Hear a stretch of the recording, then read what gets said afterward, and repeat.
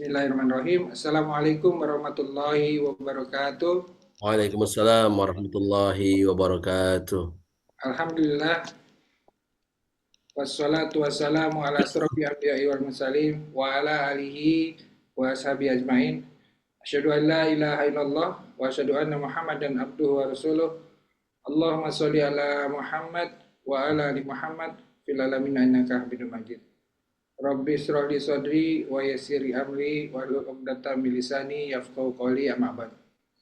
Alhamdulillah, puji syukur kehadirat Allah, pada malam hari ini kita dapat berjumpa kembali dalam halaqah pekanan Jumat malam yang diselenggarakan oleh Dompet Duafa Hong Kong bekerjasama dengan IMA, Indonesian Muslim Association in Hong Kong, yang alhamdulillah untuk kesekian kalinya kita berusaha untuk istiqomah, bersilaturahim, saling watawasau bihaq, watawasau bisawab, dan juga menimba ilmu dari uh, para kiai-kiai kita, para ustaz-ustaz kita yang mengisi dan membersamai kita dalam setiap Jumat malam ini. Dan alhamdulillah pada malam hari ini kita dibersamai oleh ustaz kita, Ustaz Yendri Junaidi LCMA. Alhamdulillah, ini jauh dari tanah air, dari Padang ya Ustaz ya. Iya, Alhamdulillah, terima kasih Ustaz sudah menyempatkan waktunya untuk bersama sama-sama kami. Mbak Adi, sama-sama.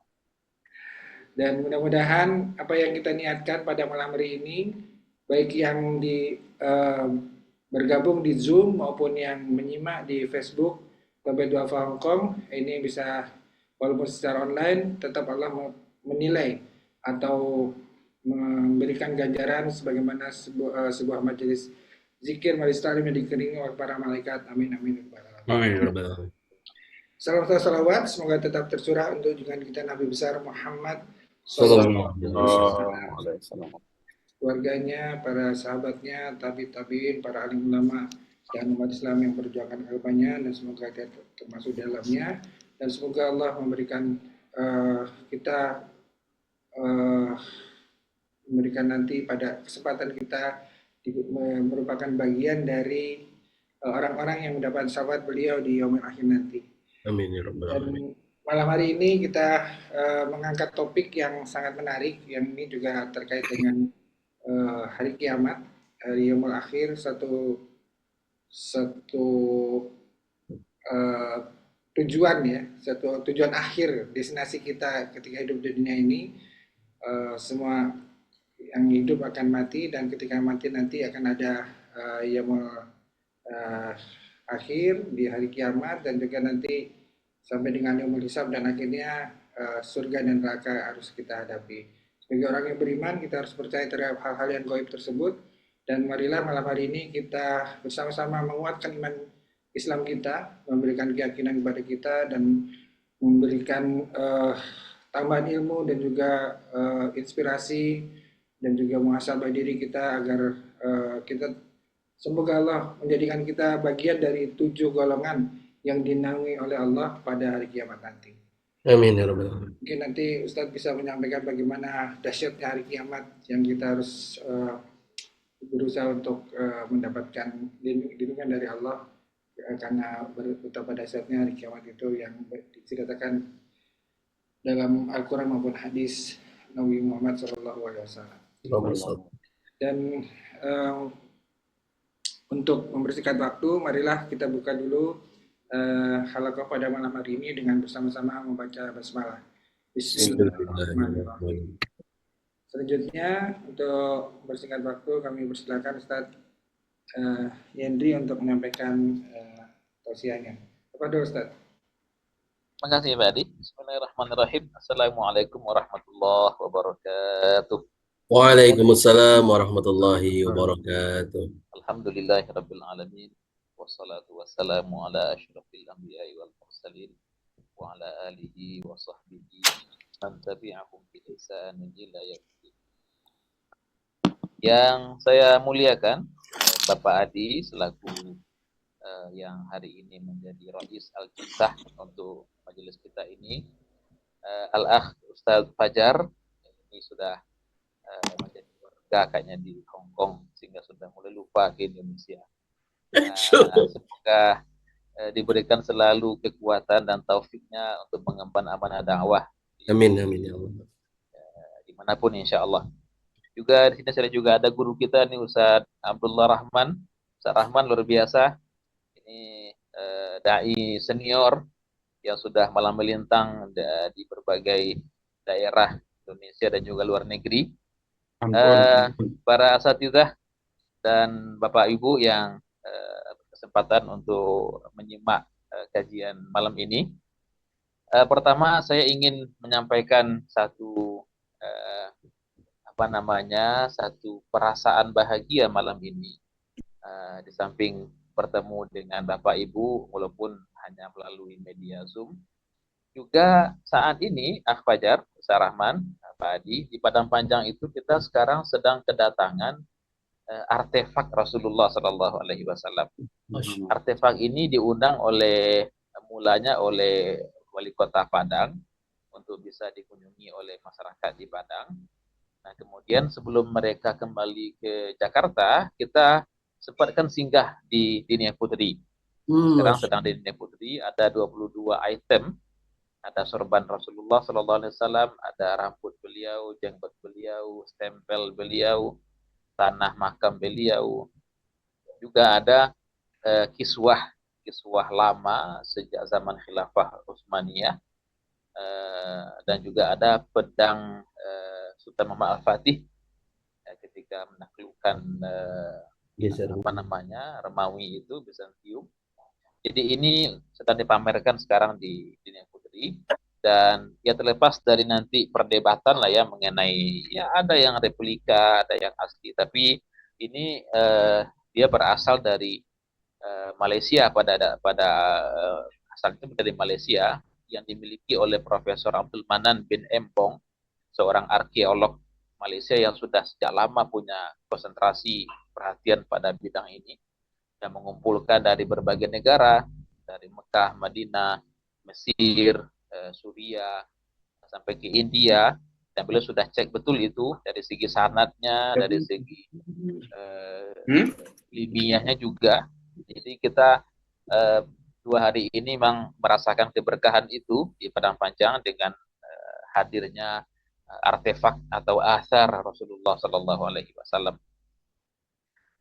Kemudian sebelum kita masuk kepada hadis yang memang sangat menarik ini untuk dibahas, karena ini tema kita masih dalam konteks hari kiamat, saya ingin memulai dengan berbagi kepada Bapak Ibu tentang bahwa gambaran tentang hari kiamat itu memang dalam beberapa riwayat, beberapa sumber kitab itu kita tidak bisa pungkiri memang agak berlebihan,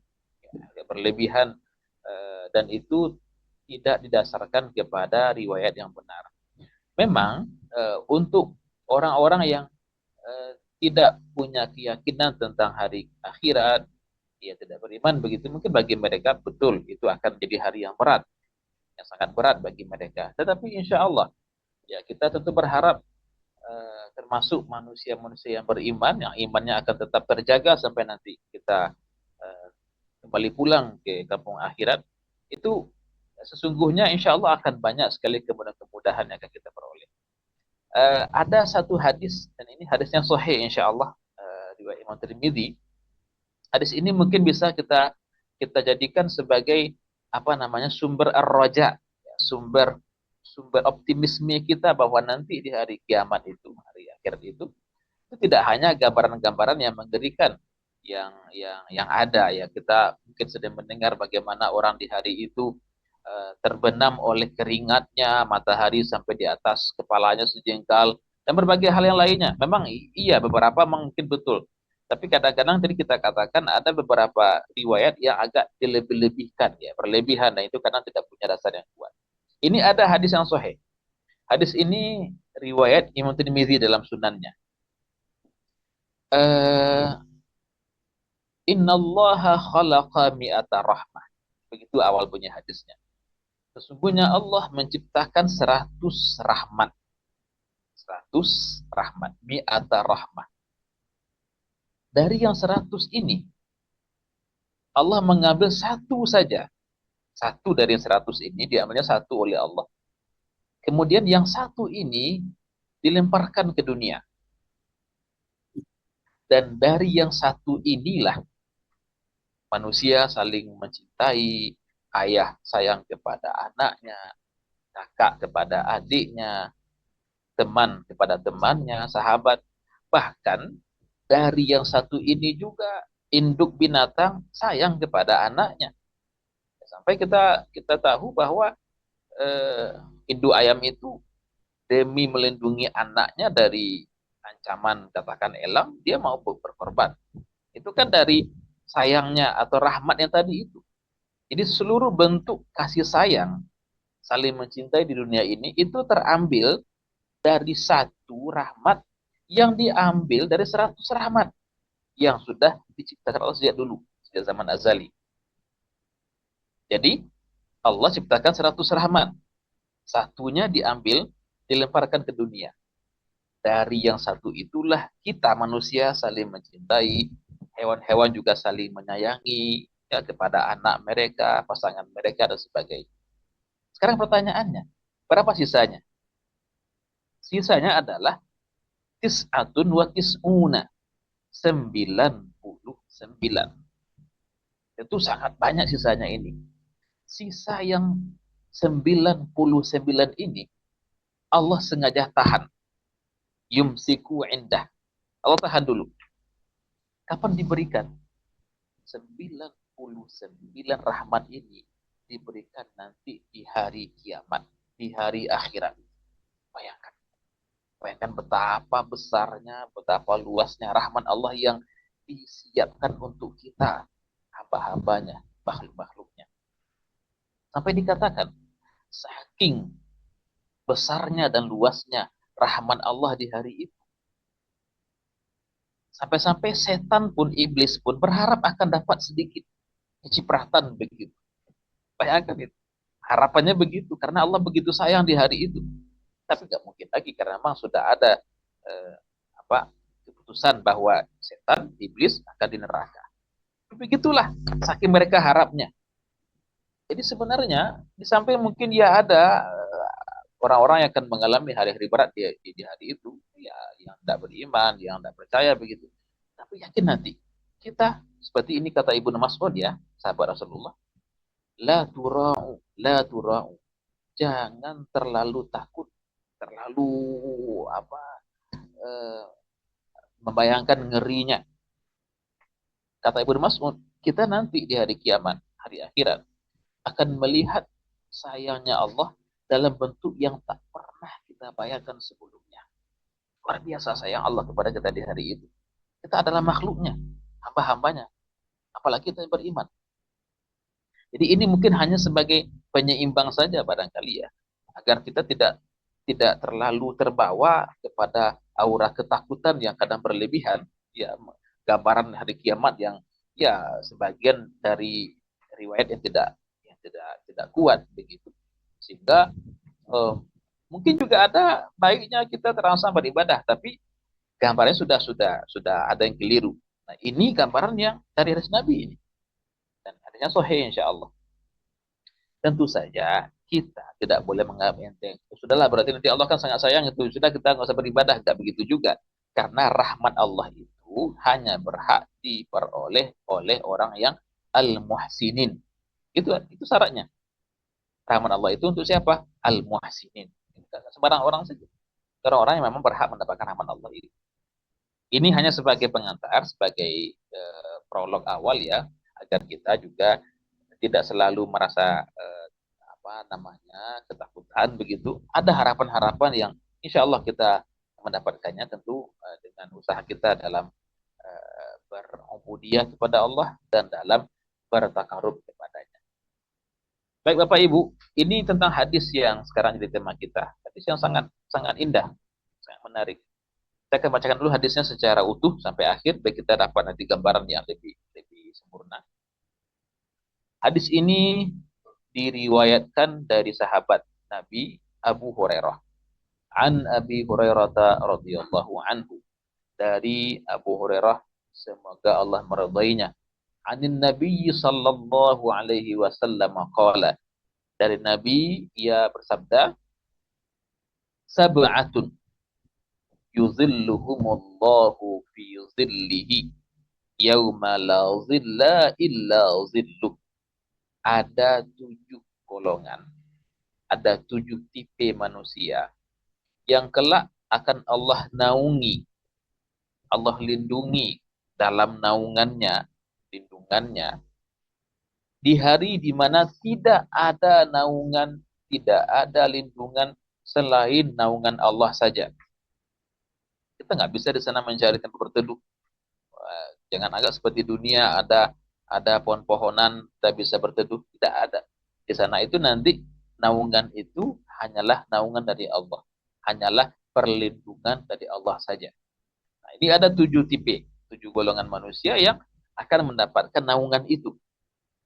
Pertama, imamun adil, pemimpin yang adil. Yang kedua, wasyabun nasya'a fi ibadatillahi ta'ala, pemuda yang tumbuh dalam ubudiyah, dalam ibadah Allah. Tumbuhnya tumbuh yang bagus. Ya, dapat lingkungan yang baik, keluarga yang juga baik, sehingga tumbuh menjadi seorang pemuda yang taat kepada Allah. Yang ketiga, warajulun qalbuhu mu'allaqun fil masajid.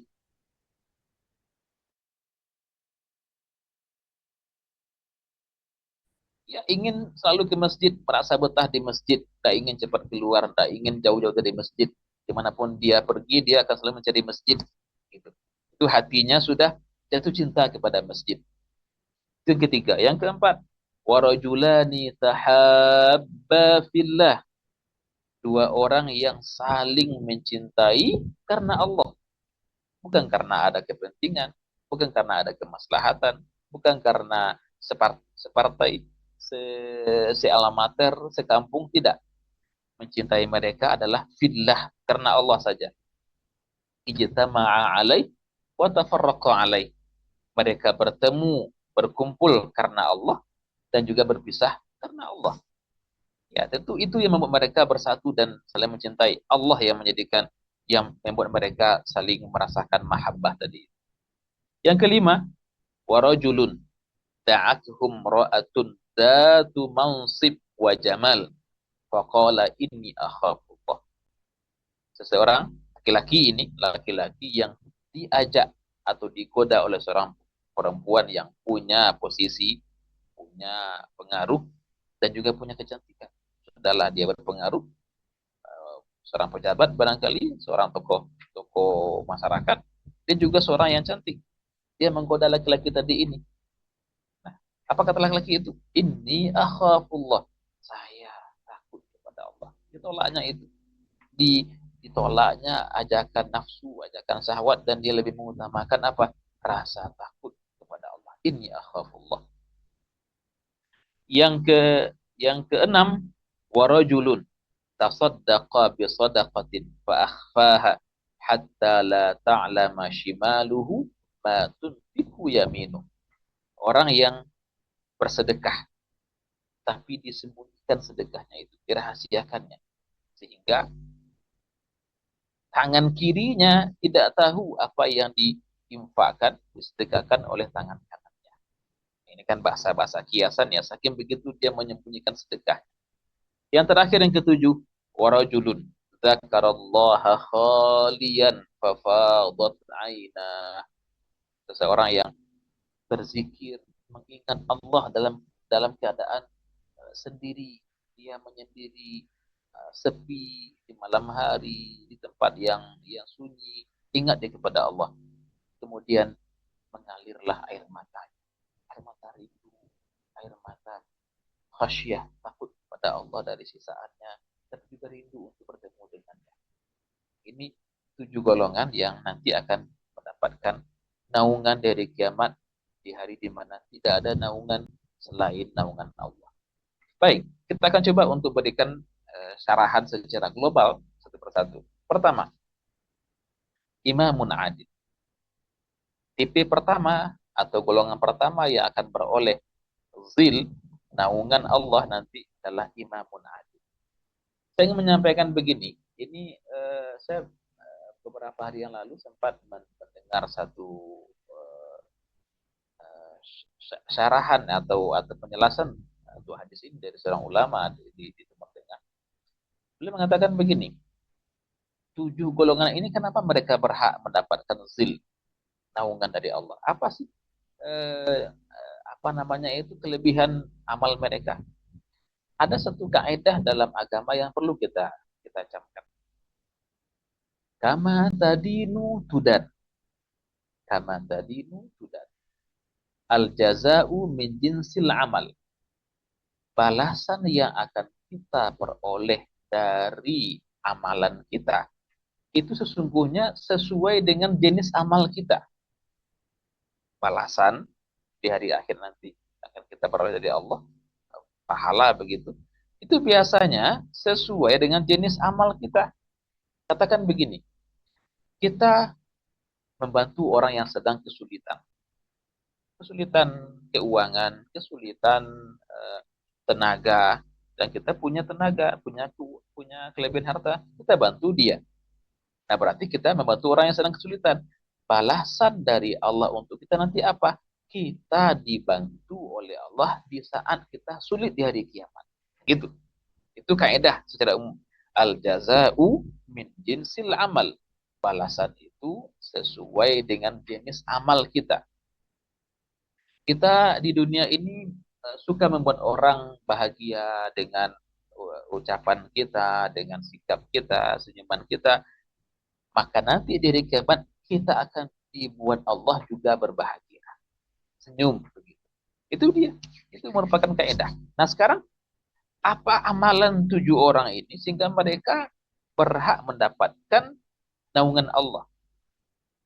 Nah, setelah diteliti oleh ulama tadi, sesungguhnya ketujuh golongan ini mereka itu sesungguhnya menjadi naungan bagi makhluk, menjadi payung bagi orang banyak, menjadi penyejuk bagi orang banyak.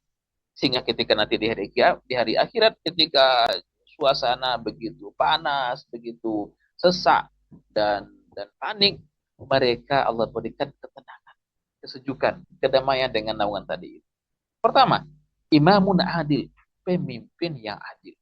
Jelas bahwa pemimpin itulah yang membuat masyarakat menjadi tenang, merasa mereka berada di bawah kekuasaan orang yang menyayangi mereka, memperhatikan mereka, memikirkan mereka. Mereka tenang. Nah, ketika masyarakat tenang di bawah kepemimpinan seseorang, maka orang ini dikatakan imamun adil, dan nanti di hari kiamat dia yang akan diberikan Allah ketenangan. Itu sesuai dengan amalan dia. Al jaza'u min jinsil amal. Balasan itu sesuai dengan jenis amal perbuatan. Nah, sekarang apakah imamun adil ini maksudnya adalah hanyalah seorang presiden, begitu? Seorang gubernur, seorang bupati, wali kota, dan sebagainya. Nah, di sini Ibnu Hajar al-Asqalani mengatakan bahwa makna atau pengertian imamun adil laisa mahsuran alal imamah ar-rasmiyah, tidak terbatas kepada kepemimpinan yang formal saja. Ini tidak hanya berlaku untuk presiden saja, kepada menteri saja, tidak. Setiap orang yang diberikan satu kewenangan dalam sebuah urusan, sebuah lembaga, di sebuah wilayah, maka dia dikatakan sebagai imam. Bahkan kalau kita melihat kepada hadis yang sahih, rawahu Muslim, kullukum ra'in wa kullukum mas'ulun an ra'iyatihi. Setiap kalian, kata Nabi, adalah pemimpin. Semua kita pemimpin. Dan setiap pemimpin akan dimintai pertanggungjawabannya terhadap apa yang dipimpinnya. Ya, seorang ayah itu pemimpin bagi rumah tangganya, istri dan anak-anaknya. Seorang ibu adalah pemimpin di rumah tangga, yang akan mengurusi keuangan suami, yang akan mengurusi anak-anak, pemimpin. Bahkan seorang diri pribadi, katakan ada anak-anak muda yang belum punya keluarga, tetap pemimpin bagi diri sendiri. Bagaimana dia akan mengarahkan dirinya, mengarahkan pandangannya, mengarahkan atau mengontrol pendengarannya, mengontrol perasaannya. Itu semua adalah pemimpinan. Itu semua nanti akan dimintai pertanggungjawabannya. Tapi tentu hadis ini akan lebih banyak tertuju kepada orang yang diberikan kekuasaan, sekecil apapun kekuasaan itu. Itu adalah kepemimpinan, adalah imamah itu. Jadi jangan dibayangkan ini hanya berlaku untuk orang-orang yang diberikan amanah besar-besar saja. Presiden, menteri, gubernur, tidak hanya itu. Bahkan pun kalau kita katakan ada orang yang dituju sebagai ketua kelas di sebuah kelas yang kecil lah, yang anggotanya hanya 20 orang, itu pun juga pemimpin. Atau di sebuah tim kecil, tim kerja, dia ketuanya, pemimpin itu. Kalau dia pandai dalam memimpin, tidak mengutamakan ego, tidak mengutamakan kepentingan pribadi, tidak mengutamakan ambisi semata, ingin dipuji, ingin disanjung begitu, tapi dia bagaimana menjadi pemimpin yang merata, adil bagi semua anggotanya, itu nanti akan menjadi imamun adil. Jadi memang tidak mudah sesungguhnya, karena terkadang begini, ada orang yang ketika dia masih sebagai pribadi biasa, dia bisa berlaku adil. Katakan kalau dia punya sedikit kelebihan harta, dia bagi-bagi dengan teman-temannya. Tapi ketika dia diberikan satu amanah jabatan, langsung berubah. Dan ini sering kita perhatikan. Orang-orang yang ketika dia masih jadi biasa-biasa saja, dia terlihat sangat luar biasa dari segi pribadinya, sifatnya. Tapi pas dia diberikan satu jabatan, walaupun itu hanya kecil, langsung nampak yang aslinya. Sudah begitu. Apa dia arogannya, ingin selalu disanjung, ingin dipuji, ingin dihormati. Bahkan tidak jarang kalau kita kadang lupa menegur dia, langsung berubah kepada kita. Kita lupa memberikan katakan sapaan yang membuat dia merasa dihormati, dia langsung berubah. Apalagi sekarang ini kan begitu. Uh, ya ini kan dunia titel ya sekarang ini ya, dunia sebutan. Kalau kita lupa memanggil dia dengan sebutan kiai, nah itu dia lah, dia langsung berubah kepada kita. Kalau di Minang itu katakan lupa manggil buyanya. Nah, ini kan Sahabat sering manggil buya kepada saya ini. Nanti kalau Sahabat lupa hilang buyanya, tinggal lagi nama saja Yendri, saya akan marah begitu kan? Nah itu nampak, emang mencari penghormatan. Harusnya tidak begitu. Jangan sampai kita berubah hanya karena orang lupa manggil sebutan yang kita inginkan. Dipanggil kiai, dipanggil ajengan, dipanggil ustadz, dipanggil buya, begitu. Semua itu hanyalah apa ya, perhiasan dunia yang tidak boleh menjadi tujuan. Nah, jadi terkadang begitu. Ada orang yang ketika dia masih sendiri, dia masih jadi orang biasa, dia nampak sifatnya yang mulia, yang baik, yang terpuji. Tapi ketika diberikan satu amanah, satu tanggung jawab, langsung berubah. Nah, ini kenapa imamun adil itu menjadi nomor satu yang akan dinaungi oleh Allah. Karena tidak mudah jadi imamun adil. Dan kita beberapa hari ini kan dihebohkan juga ya oleh berita yang sangat menyayat hati kita, seorang suami yang KDRT. Ia melakukan tindakan yang sangat tak terpuji kepada istrinya, dipukuli istrinya, dan kabarnya itu sudah bertahun-tahun dilakukannya.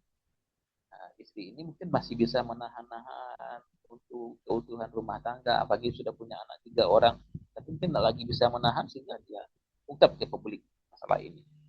Dan kabarnya dari salah satu video yang sempat di-upload itu, si suami tidak hanya memukuli istri, bahkan menendang anaknya. Ini kan sudah gagal jadi seorang pemimpin, gagal. Dan yang yang paling apa namanya itu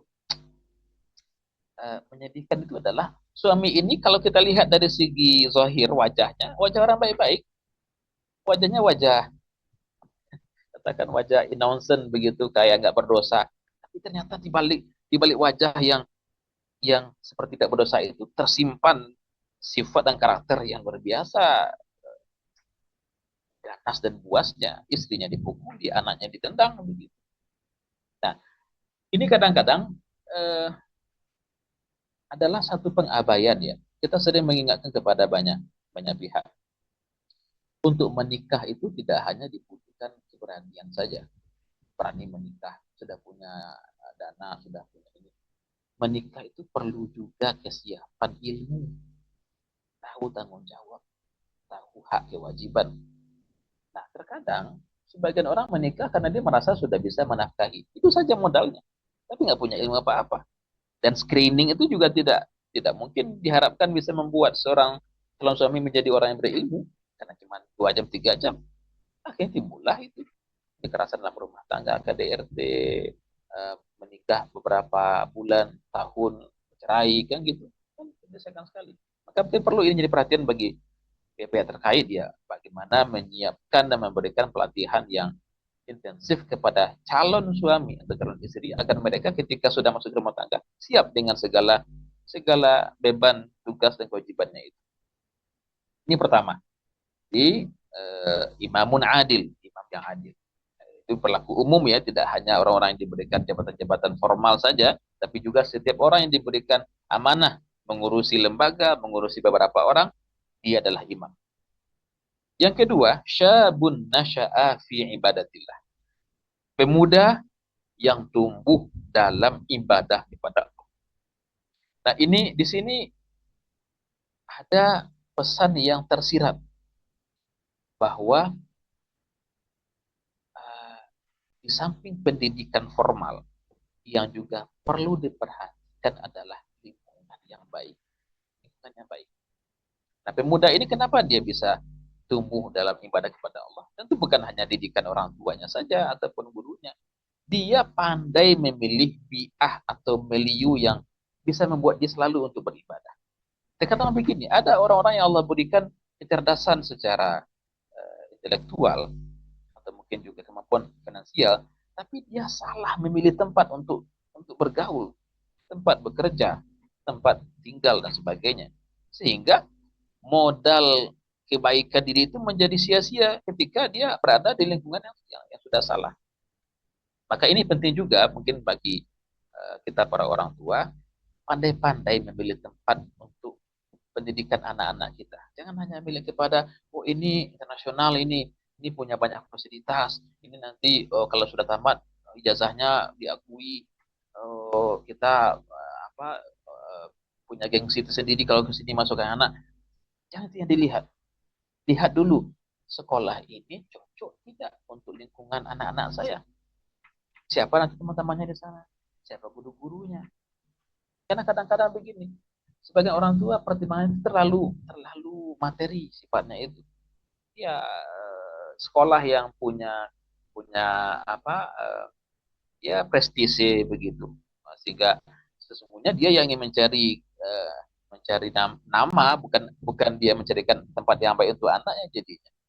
Nah, jadi penting ini. Terkadang kita sudah mendidik anak di rumah dari dia kecil begitu luar biasa, tapi ketika mereka sudah mulai beranjak remaja dan mereka salah memilih lingkungan, memilih teman, akhirnya pendidikan kita dari kecil untuk dia itu sia-sia belaka.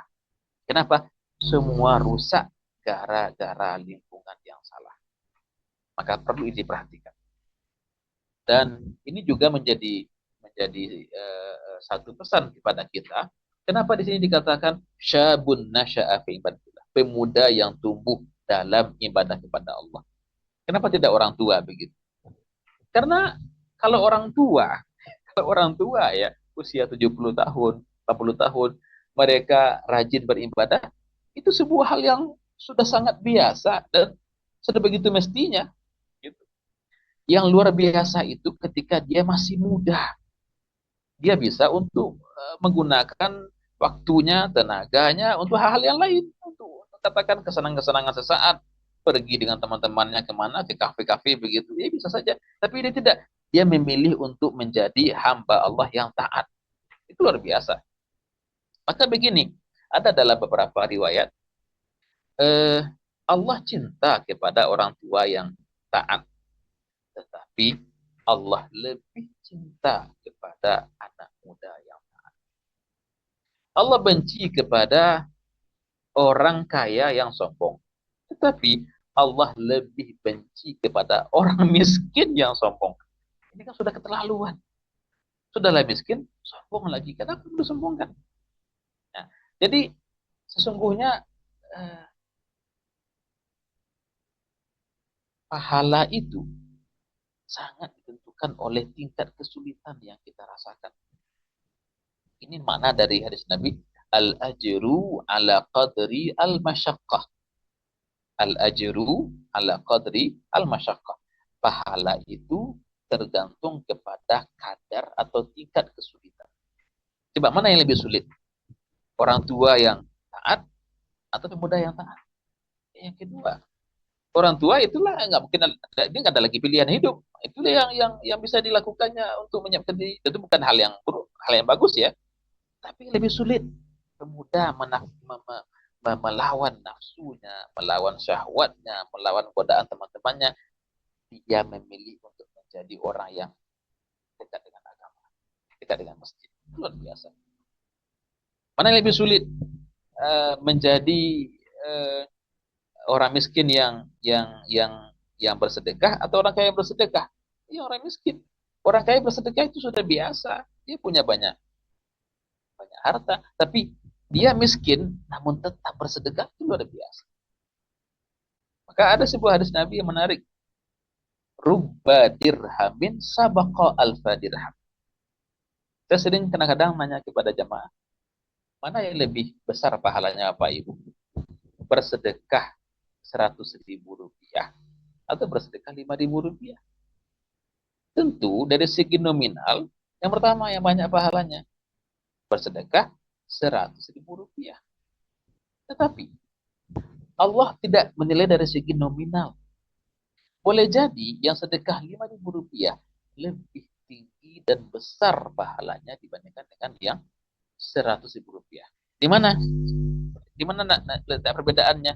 Dari segi kalau orang yang bersedekah 100.000 rupiah, sementara dalam depositonya, di dalam ATM-nya ada mungkin sampai 3 miliar, 4 miliar, paling berapa lah itu.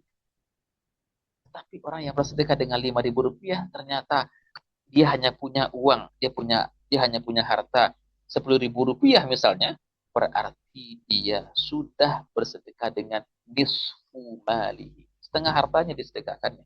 Setengah hartanya. Ini bukan dari segi nominalnya, tapi dari segi seberapa berat perjuangannya, pengorbanannya. Jadi, boleh jadi 1 dirham kata Nabi mengalahkan 1.000 dirham. Ya, masalah niat, juga masalah seberapa besar pengorbanannya.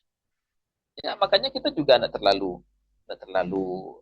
apa namanya, ya kagum berlebihan kepada pejabat A dia bersedekah, dia nyumbang 2 juta rupiah, berapa lah itu bagi dia, di gajinya sekian puluh juta, ada dia punya uang sekian miliar, berapa lah 2 juta itu. Tapi ketika ada orang masyarakat biasa, dia sedekah nyumbang 200.000, itu sudah biasa bagi dia. Uang dia berapa cuma. Jadi bukan nominal ya, tetapi pertama tentu niat, yang kedua adalah tingkat kesulitannya, pengorbanannya itu untuk mau menginfakkan sebagian harta. Ustaz Fajar, gimana ini? Berapa lagi waktunya Pak Adi? Nanti saya kelupaan nanti. Masih Ustaz. Masih lama ini? Masih boleh, masih bisa. Oke, baik. Nanti ingatkan saya ya. Kadang begitu, kita kalau sudah bicara itu kadang-kadang lupa waktu juga. Apalagi ini memang hadis yang menarik sesungguhnya. Jadi yang poin yang kedua tadi itu wasyabun nasya'a fi ibadatillah, ada beberapa hal yang perlu kita jadikan sebagai pelajaran. Pertama, siapkan lingkungan untuk anak-anak kita.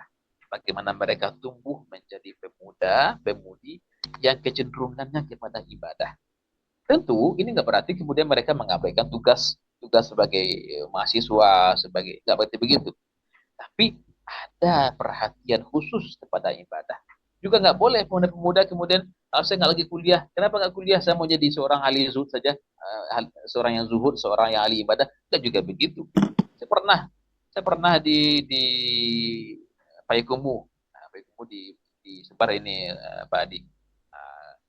Ada jamaah begini. zaman saya itu dia masih muda, dia masih swasta Fajar. Dia bilang begini, Ustadz, saya mungkin berniat untuk tidak lagi kuliah. Dia kuliah di UNAN ketika itu. UNAN itu kan termasuk yang cukup favorit itu. Bahkan di Indonesia, UNAN, Andalas. Kenapa? Nggak mau lagi kuliah. Padahal dia termasuk yang prestasinya bagus di kuliah. Apa jawabannya? Ustadz, saya sering kali mendengarkan tentang ceramah-ceramah mengenai Imam Mahdi akan turun. Maka saya berniat untuk menjadi tentara Imam Mahdi saja. Ini kan aneh. Dia sudah diberikan Allah kesempatan kuliah di tempat yang bagus. Dan dia berprestasi. Dan dia bisa nanti menjadi seorang, ya katakan insinyur atau dokter di bidangnya. Tapi dia memilih untuk jadi tentara Imam Mahdi. Makanya saya sering mengingatkan kepada masyarakat, hati-hati dengan penyampaian atau kajian yang terlalu berlebihan tentang Imam Mahdi, Imam Mahdi, Imam Mahdi. Membuat orang sebagian ada yang ketakutan, ada yang menjual asetnya karena ini mau turun, Imam Mahdi mau turun, apalagi kita punya kerja, punya karya, sudah salah kaprah. Nah, jadi ini juga pengaruh-pengaruh dari sebagian ceramah yang katakan tidak punya dasar yang kuat dan berlebihan jadi. Nah, jadi, tidak berarti kemudian pemuda ini meninggalkan kewajibannya sebagai seorang mahasiswa, sebagai orang yang masih diberikan kekuatan dan sebagainya, tetapi dia punya perhatian khusus untuk masalah ibadah. Satu. Yang kedua tadi itu, bahwa semakin berat perjuangan kita melakukan satu ibadah, satu amalan, semakin besar pahalanya. Pahala tidak hanya ditentukan oleh nominal, tapi juga oleh bagaimana tingkat pengorbanan kita sehingga kita bisa bersedekah katakan cuma 5.000, tapi itu adalah setengah harta kita, seperempat harta kita dibandingkan dengan orang-orang yang bila kadang-kadang bersedekah itu sudah ada yang dicarinya. Ya, saya kadang-kadang juga sering dengan teman-teman saya yang sekarang aktif di politik, saya katakan, akhi, antum bersedekah kepada masyarakat, kemudian antum foto itu, antum masukkan ke Facebook, itu apa tidak mengganggu kepada niat antum? Nah, ya, jawaban dia tentu jawaban yang apa namanya itu ya, diplomatis lah ya. Ini ya memang begitu sekarang, begitu sekarang masanya harus begitu. Kalau nggak begitu orang nggak tahu kita punya sosial yang tinggi. Berarti itu dicari selama ini kan, bukan pahala lagi dicari. Bagaimana orang lihat dia sebagai sosok yang punya kepedulian, nanti orang memilih dia sebagai anggota ini, anggota itu. Sudah salahnya dari awal. Maka waspada kita, kata hati-hati. Amal kita nggak banyak-banyak juga sesungguhnya. Maka jangan sampai amal yang tidak banyak itu rusak gara-gara niat yang sudah salah dari awalnya. Ingin dilihat, ingin dipilih, ingin dianggap sebagai seorang tokoh gitu. Makanya kita perlu memang melihat kepada contoh-contoh para sahabat dan para tabi'in. Sedikit saya sampaikan sebuah kisah. Ini mungkin bisa sebagai katakan ibadah bagi kita. Kita mungkin pernah dengar nama Imam Ali ibnu Al-Husain ibnu Ali ibnu Abi Thalib, atau yang lebih dikenal dengan julukan Zainal Abidin. Beliau merupakan cucu dari Ali bin Abi Thalib yang selamat dalam pembunuhan di Padang Karbala itu, di dalam Karbala itu. Imam Zainal Abidin selama masa hidupnya dituduh sebagai orang yang bakhil, pelit, pikir. Nah, itu ya, pikir ya. Pernah lihat dia menyumbang, dia bersedekah. Itu sudah ma'ruf dalam sejarah. Dia semasa hidup dituduh, dianggap sebagai orang yang bakhil. Dan dia tahan itu kok, dia tahan. Jadi nggak peduli. Setelah dia meninggal, dia wafat. Ketika orang akan memandikannya, orang buka bajunya, orang temukan di punggungnya itu merah-merah, bekas mengangkat barang-barang yang berat. Ternyata selama ini memang ada orang miskin mengatakan, kami sering mendapati di depan pintu kami itu tiba-tiba saja sudah ada gandum satu karung. Di sana juga ada satu karung. Banyak masyarakat yang tiba-tiba saja di pagi-pagi melihat gandum di depan, dan mereka nggak tahu siapa yang membawa itu. Mereka nggak tahu. Mereka hanya mendapatkan gandum sudah ada di depan mereka. Ternyata beliaulah yang selama ini mengangkat gandum sendirian untuk dibagikan kepada para fuqara di Madinah. Dan tak satu pun yang tahu. Dan orang menganggap dia sebagai orang yang bakhil. Tidak peduli.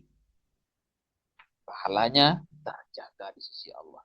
Meskipun dia kata orang bakhil. Tidak apa-apa. Nah, kita sebaliknya kadang-kadang kita ingin dapat nama itu, ingin dapat image yang positif dari masyarakat. Sehingga kita abaikan pahala, kita abaikan Allahnya. Apa kita kejar? Orang anggap kita sebagai sosok yang membantu orang lain, dermawan, sosial. Kita kejar, alhamdulillah min dzalik. Beda kan dengan cucu Ali ini. Belum mengajar ma indallah, apa di sisi Allah. Biarlah orang mengatakan dia bakhil. Terserah. Ini kita butuhkan. Makanya memang sesungguhnya sedekah-sedekah itu memang biarlah sedikit, tapi betul-betul ikhlas lillahi ta'ala.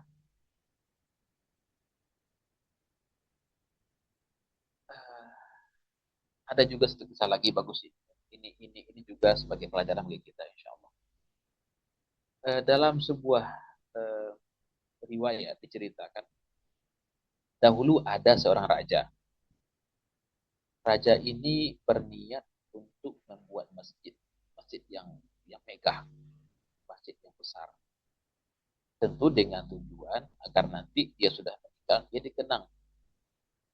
Dikerahkanlah pasukannya, dikerahkanlah banyak orang untuk membangun masjid ini. Dan dia sudah buat pengumuman, saya akan membangun masjid yang akan menjadi satu ikon, menjadi kebanggaan kerajaan kita.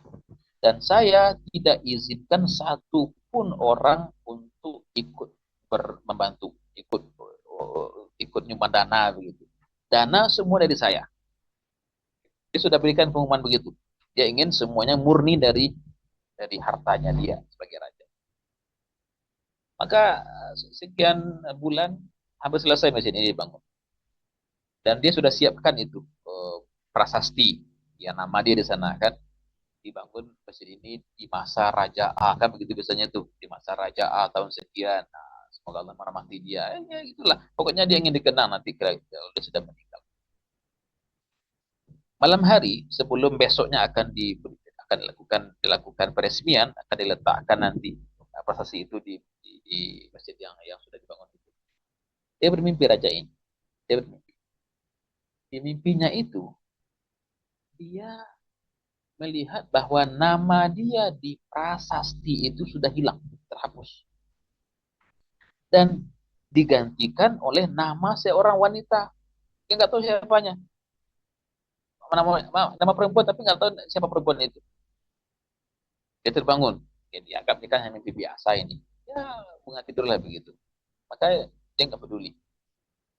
Tapi di malam yang berikutnya, dia kembali bermimpi yang sama. Dilihatnya bahwa nama dia sudah tidak ada di prasasti itu, tergantikan oleh nama wanita. Ini nggak tahu siapa wanita itu. Wah, ini sudah 2 kali, nggak mungkin ini sembarangan, ini pasti ada tujuannya, ada pesan ini untuk saya. Tapi dia masih belum berbuat apa-apa. Dan di hari yang ketiga dia kembali bermimpi hal yang sama. Wah, ini serius ini. Ini serius. Maka di pagi harinya, dia kerahkan pasukannya, tolong kalian cari siapa yang punya nama ini. Siapa orangnya ini. Cari yang namanya ini, nama ibu-ibu ini. Maka mereka pun bergerak mencari. Ketemu akhirnya ibu ini. Dan ibu ini diajak ke istana. Dia ketakutan, ibu ini. Apa kata sang raja? Wahai ibu, jangan takut ibu, saya hanya ingin bertanya beberapa hal. Ibu ikut tidak menyumbang untuk pembangunan masjid saya ini? Ibu ikut nyumbang tidak? Kata si ibu. Enggak lah wahai Paduka. Kan saya siapalah, saya masyarakat biasa. Kan Paduka juga sudah berikan pengumuman. Tidak ada yang boleh nyumbang satu orang pun dari masyarakat. Ya, ini murni untuk uang dari Paduka. Tapi kenapa nama ibu yang justru ada di prasasti saya dan mimpi saya? Coba ibu ingat lagi. Apa adil ibu? Apa yang ibu lakukan uh, untuk membantu masjid ini dibangun? Ibu ini berpikir, dia mengatakan, oh paduka, saya pernah satu hari lewat di depan para pekerja yang menggunakan kuda untuk mengangkut air. Saya melihat ada seekor kuda yang sedang istirahat itu, yang nampak kehausan. Dia kehausan. Maka saya tergerak untuk membantu dan memberikan minum. Saya ambil air, saya kasih minum kuda itu. Lalu saya pergi. Itu saja. Apa kata raja ini, wahai ibu? Karena itulah nama ibu yang ada di prasasti itu. Karena ibu melakukan itu tidak ingin dipuji, tidak ingin dikenang. Ibu ikhlas. Tapi saya membangun masjid ini untuk dikenang, untuk dipuji, sehingga nama saya yang terhapus dan nama ibu yang ada di prasasti. Ini keikhlasan juga yang diuji. Maka kita selalu berusaha dan berjuang Bapak Ibu. Apapun amalan kita, meskipun itu nampak kecil, nampak biasa-biasa saja, tapi usahakan seikhlas mungkin. Dan terkadang kita perlu berusaha untuk menyembunyikan amal itu. Memang iya. Saya sudah coba dekat Ustaz Rahman, nggak tahu di mana salahnya. Memang iya bahwa tidak salah kalau kita itu ketika bersedekah itu diumumkan. Oh dari si, biasakan begitu di berbagai tempat, juga di kampung saya di Padang Panjang juga begitu. Di hari raya itu kan begitu tuh, apalagi orang pulang kampung kan dari rantau. Oh dari perantau Medan 1 juta, perantau Jakarta 2 juta, si A, si B 3 juta kan begitu. Apakah salah? Tidak salah juga sebenarnya. Ada juga gunanya. Dengan begitu kan orang yang malas bersedekah, malam-malam bersedekah kan terangsang, termotivasi. Oh itu si A, dia bisa bersedekah sebanyak itu. Iya. Tetapi ingat, kita ini manusia yang lemah. Kita sulit untuk bisa menghindarkan diri kita dari ria itu. Itu berat sekali itu.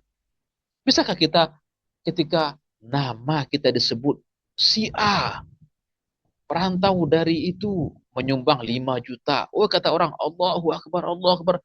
Bisakah kita merasa tidak ada apa-apa? Tidak mungkin. Kita akan merasa, wah saya disebut. Ada rasa bangga. Ada rasa gitu. Itu berbahaya bagi amal kita. Kita hanya dapat kebanggaan saja. Pahalanya, Allahu a'lam. Kita tidak bicara, oh bolehkah nggak boleh? Itu masalah fikih. Tapi kita ini lemah kita. Maka usahakan sembunyikan amalan kita. Sembunyikan. Saya sering menyampaikan kepada jamaah-jamaah yang ya kita juga pernah diminta juga untuk memimpin jamaah umroh. Bukan tidak boleh kita berfoto di depan Ka'bah. Dulu mah nggak boleh dulu ketika kita pergi haji 2002 mah nggak dibolehkan sama sekali. Nampak sama polisi kita bawa kamera langsung ditangkap itu. Nah sekarang kan sudah bebas. Tetapi apakah perlu diupload di media sosial? Kalau kita sekedar kirimkan ke keluarga di kampung di Indonesia, Bapak sudah sampai di Mekah, alhamdulillah, tidak ada masalah. Tapi yang jadi problem diupload di Instagram, di Facebook. Apa tujuannya coba? Apa tujuannya? Jadi akan lebih aman kalau amalan itu dirahasiakan. Dan memang para sahabat Nabi suka merahasiakan amal. Sampai dalam hal yang kita mungkin nggak terpikirkan begitu. Diceritakan bahwa Imam Ali bin Abi Thalib, menantu Rasulullah juga sepupu beliau, itu kalau bersedekah, kalau katakan begini, kalau sekarang kan kita di masjid ada karpet begitu ya. Jadi kalau bersedekah, beliau sengaja memasukkan uang itu ke bawah karpet. Agar apa? Agar dia tidak perlu tahu dan tidak ingin tahu siapa orang yang menemukan sedekahnya itu. Seperti begitunya. Bukan hanya tidak ingin dipuji, bukan hanya tidak ingin disanjung, tidak ingin tahu siapa orang yang menerima sedekahnya. Kenapa demikian? Terkadang kita kan ketika berikan sedekah kepada seseorang, ini sedekah dari saya. Kita merasa berjasa kepada dia. Nanti jika dia jumpa kita dan dia nggak negur kita, dia cuek, kita kemarin kan saya kasih sedekah, sekarang dia nggak jawab saya. Sekarang kita ingin dibalas dengan sapaan, dengan teguran, dengan sanjungan. Ini sudah salah. Ali begitu menjaga hatinya. Dia sengaja berikan sedekah itu di tempat-tempat yang katakan jarang dilihat, sehingga dia tidak ingin juga mengetahui dan melihat wajah siapa yang mendapatkan sedekah dia. Maka saya juga sering ingatkan begini.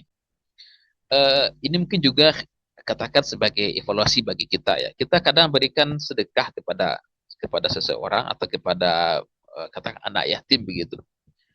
Dan dipoto itu. Dipoto. Ini bukan masalah ria lagi nih. Dipoto. Diposting di Facebook atau di manalah, di Instagram. Tidakkah kita pertimbangkan perasaan dia? Mungkin dia merasa malu, merasa rendah diri, dia diberikan sedekah dan itu dia upload di media sosial. Jaga perasaannya. Kecuali dia izin, Bapak Ibu, izin tidak kami foto ini untuk laporan nanti ini, untuk ini, nggak ada masalah. Kalau tidak, nggak usah. Jaga perasaan dia. Dia akan malu ketika dia dilihat sebagai penerima sedekah, tangannya di bawah. Karena juga dalam apa wajah yang nampak sedih begitu, nampak jangan. Perhatikan juga perasaan yang menerima sedekah. Ya, kita tidak nafikan ada keperluan untuk dokumentasi pelaporan, iya, tapi izin dulu kepada mereka. Jangan sampai mereka merasa rendah hati, merasa malu, merasa menjadi orang yang apa ya, ketika dia dipoto dalam posisi menerima bantuan, tangannya di bawah begini. Apa kebanggaannya ketika itu coba? Kita perhatikan masalah ini. Ini kan hal-hal yang barangkali sepele, tapi jika kita abaikan, kita sudah membuat orang terluka tanpa disadari. Nah, begitu. Ini mungkin ini sudah baru 2 ini Pak Adi, sudah 10 kurang 20. Gimana? Masih kita lanjut nih? Atau satu lagi nanti Ustaz? ada Satu lagi kali yang satu lagi, oke, baik. Yang ketiga, warajulun qalbuhu mu'allakun fil masajid. Nah, perhatikan juga pada Bapak Ibu, ketika dalam hadis atau dalam Al-Quran ada kata-kata rojulun. Memang secara bahasa, rojulun berarti laki-laki. Tetapi penggunaan di sini bukan laki-laki saja. Jangan nanti, masa laki-laki saja yang dijadikan, diberikan fadilah, kami perempuan, enggak begitu. Rojulun itu di sini diartikan dengan orang saja.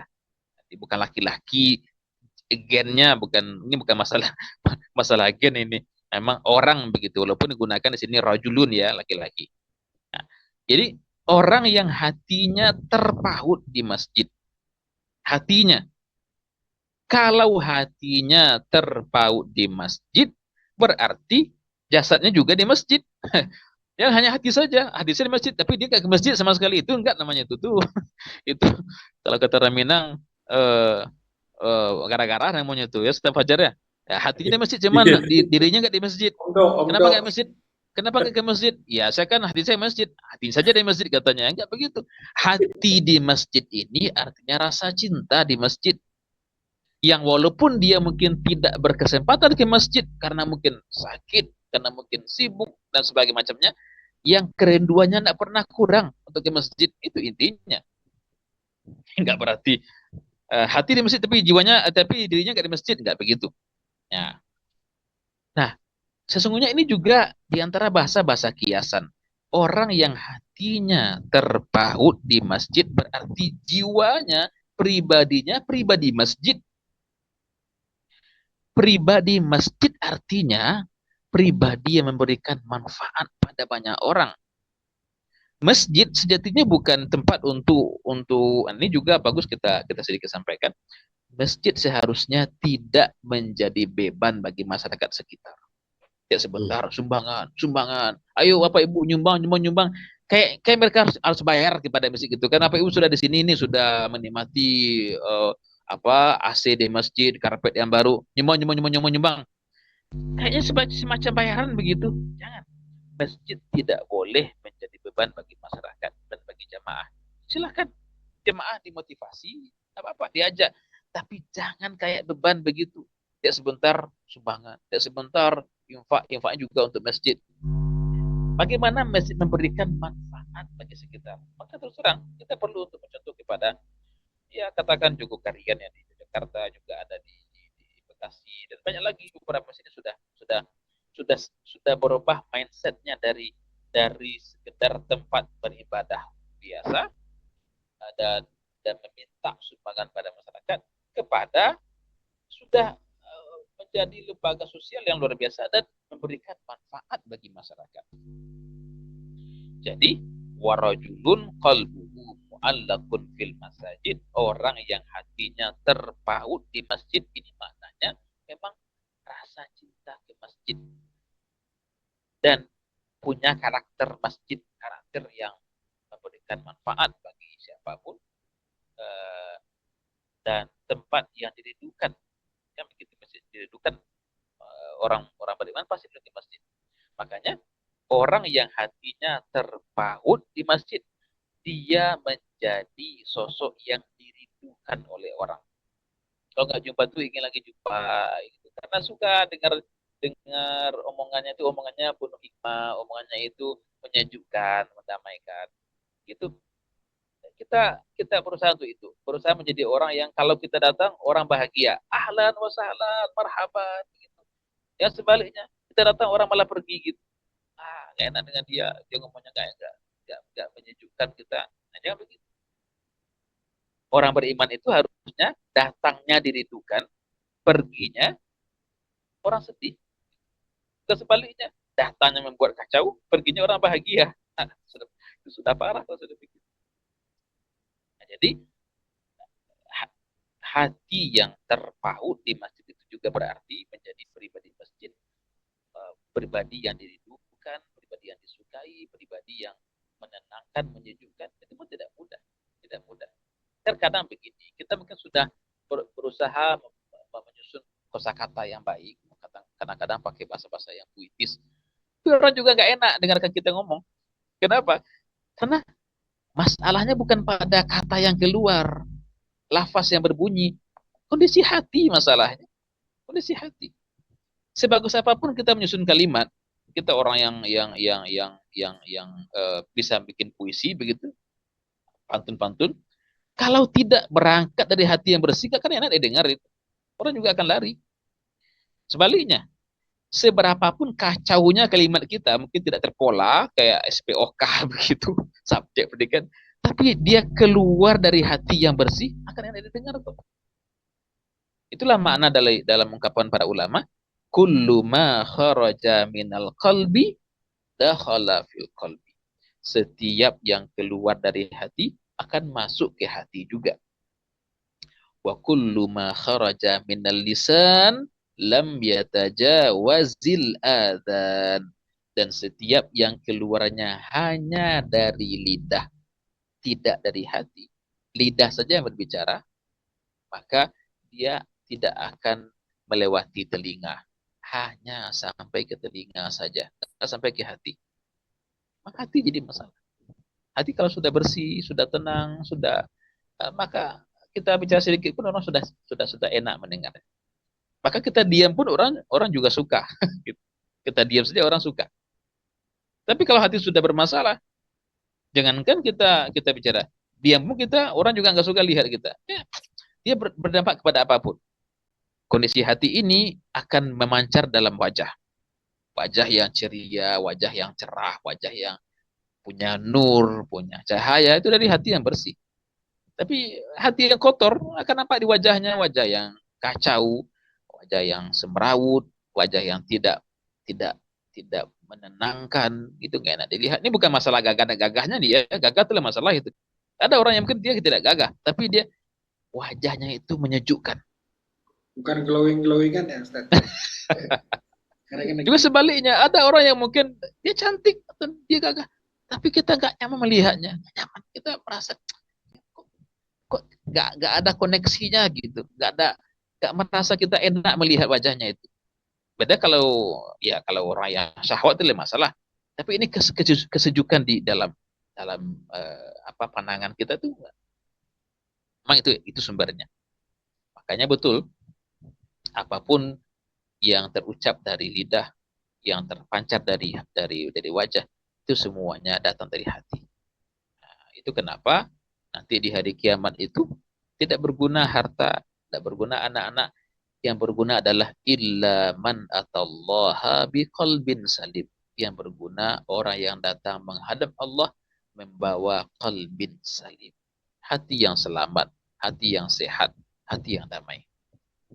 Itu barangkali Pak Adi, nggak masalah, mungkin kita nggak sampaikan ke akhir, karena mungkin nanti kalau ada dialog akan lebih bagus, jadi kita juga bisa untuk memperdalam beberapa hal yang barangkali perlu untuk diperdalam, insyaallah.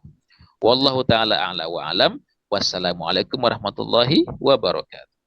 Waalaikumsalam warahmatullahi wabarakatuh. Assalamualaikum warahmatullahi wabarakatuh.